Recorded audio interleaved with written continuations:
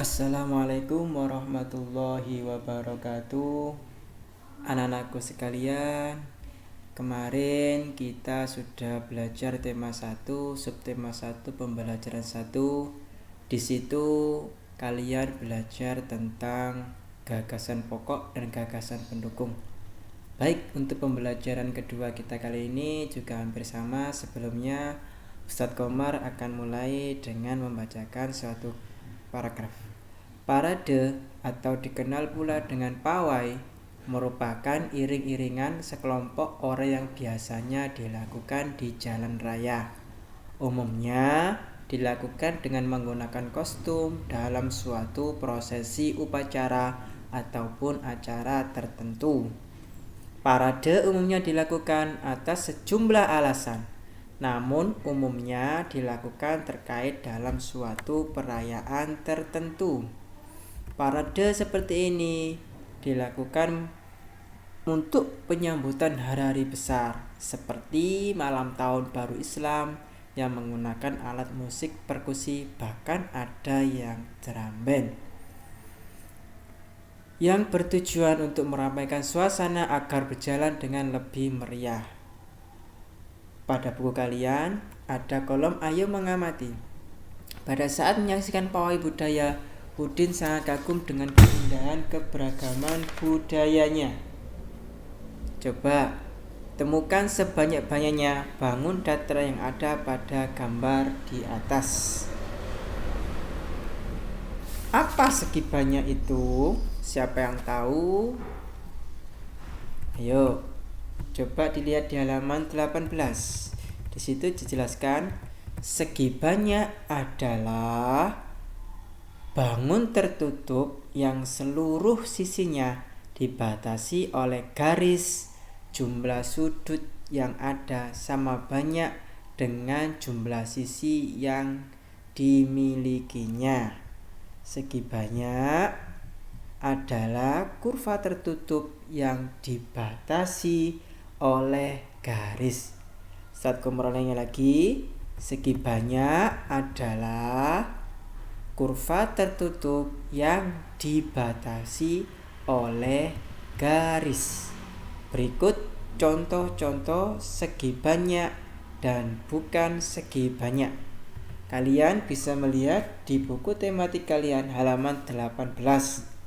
Di situ terdapat contoh segi banyak dan bukan segi banyak. Kalau segi banyak, semua sisinya tertutup oleh kurva. Sedangkan bukan segi banyak termasuk lingkaran dan bangun yang tidak tertutup oleh kurva. Itu namanya segi bukan segi banyak. Sekarang coba amati lingkungan sekitar kamu. Bentuk segi banyak apa saja yang kamu temukan? Dan bentuk bukan segi banyak apa saja yang kamu temukan? Bisa kalian isi di halaman 19.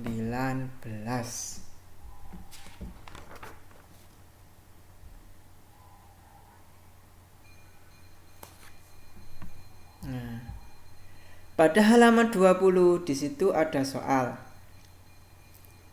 Tulislah contoh penggunaan segi banyak yang ada di sekitarmu.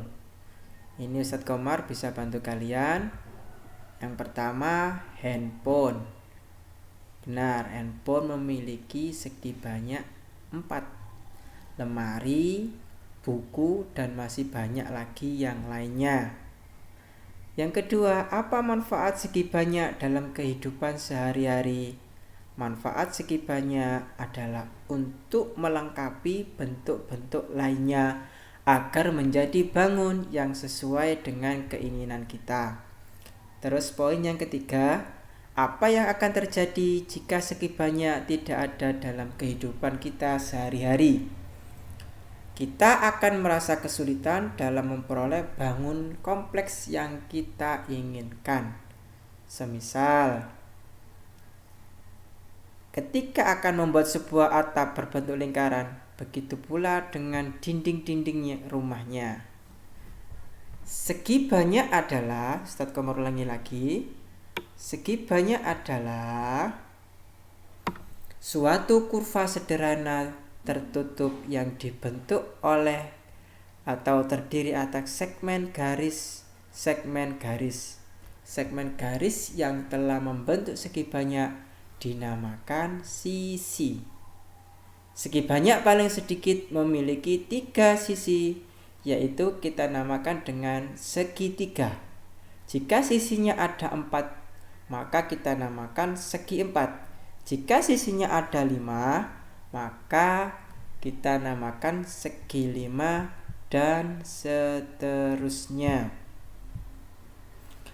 Apabila sisi dan sudut segi banyak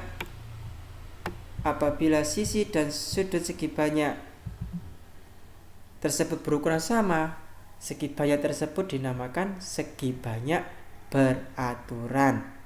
Saya ulangi lagi. Apabila sisi dan sudut segi banyak berukuran sama, segi banyak tersebut dinamakan segi banyak beraturan.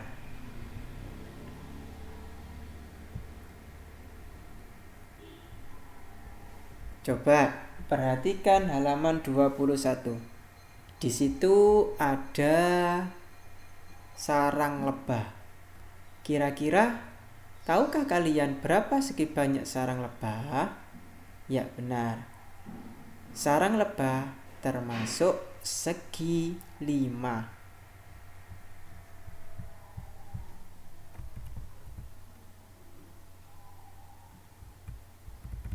Nih, terkait segi 5. Nah, setelah kamu belajar tentang segi banyak, kini saatnya kamu mengisi diagram berikut. Halaman 21 itu ada diagram, bukan gambar segi banyak. Coba perhatikan, ini gambarnya. Silakan kalian gambar. Terus sebelahnya gambar segi banyak. Nah, seperti ini. Bisa berupa persegi, gambar arah panah, dan seterusnya. Pokoknya yang tertutup itu namanya segi banyak. Apa sih segi banyak itu? Segi banyak adalah, definisi segi banyak adalah bentuk tertutup dengan sisi yang terdiri atas garis lurus. Itu namanya segi banyak. Apa ciri-cirinya? Ciri-cirinya adalah sisinya berbentuk garis lurus, bentuknya tertutup, dan paling sedikit memiliki 3 sisi. Saya ulangi lagi.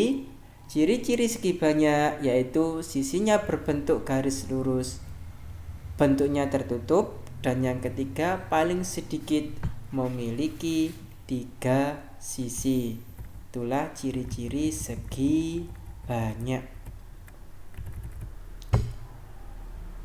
Coba sekarang dilihat halaman 22. Di situ ada seorang penari, ada rumah adat, dan juga penari dari Bali. Itu bisa kita buat dengan tangram. Siapa yang tahu apa artinya tangram? Tangram adalah kombinasi bentuk dari beberapa bangun datar. Ustadz Komar ulangi lagi. Tangram adalah kombinasi bentuk dari beberapa bangun datar. Tangram terdiri dari 7 buah bangun datar. Tangram terdiri dari 5 buah segitiga, 1 persegi, dan 1 jajar genjang. Nih. Silakan bisa kalian praktekkan di rumah untuk membuat tangram. Disarankan memakai kertas lipat biar kalian lebih mudah untuk membuatnya. Boleh bentuk rumah, boleh berupa bentuk tarian, atau dan lain sebagainya.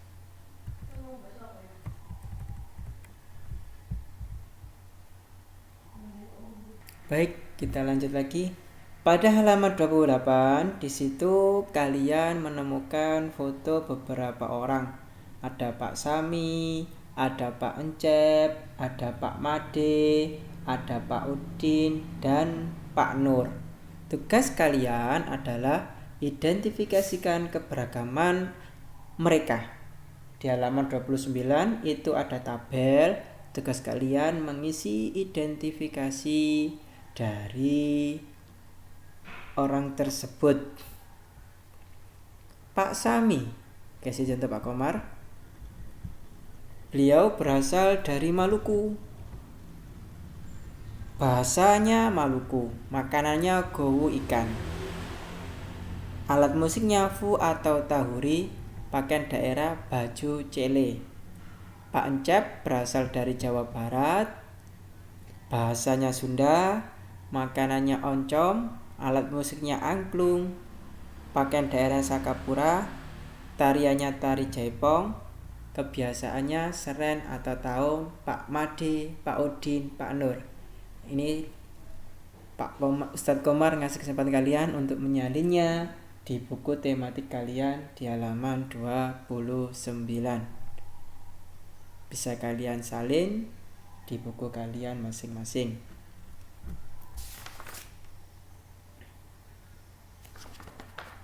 Sudah? Kalau sudah, kita lanjut.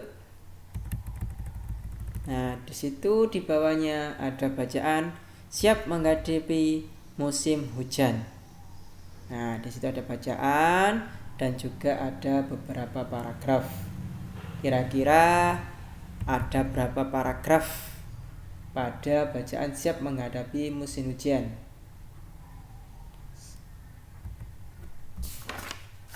Iya, benar. Ada 3 paragraf. Setelah kalian baca, yuk bersama-sama kita jawab. Apa yang dilakukan warga desa Kampung Babakan? Mereka melakukan kerja bakti. 2. Mengapa mereka melakukan kerja bakti? Mereka mempersiapkan lingkungan menghadapi musim hujan. Soal ketiga, apakah warga desa mempunyai sikap mengutamakan persatuan dan kesatuan? Jelaskan. Ya, jika mereka mempunyai rasa persatuan, mereka akan selalu bergotong royong. Pertanyaan keempat, apa manfaat sikap mengutamakan persatuan dan kesatuan? Manfaatnya adalah Kampung Babakan menjadi kampung yang bersih karena masyarakatnya bekerja bakti membersihkan lingkungan.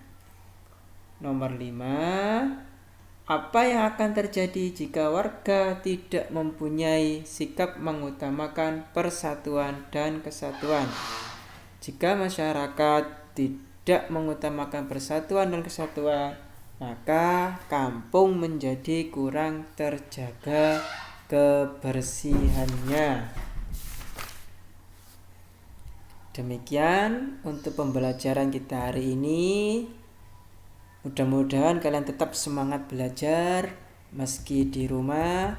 Sampai jumpa di pertemuan selanjutnya. Assalamualaikum warahmatullahi wabarakatuh.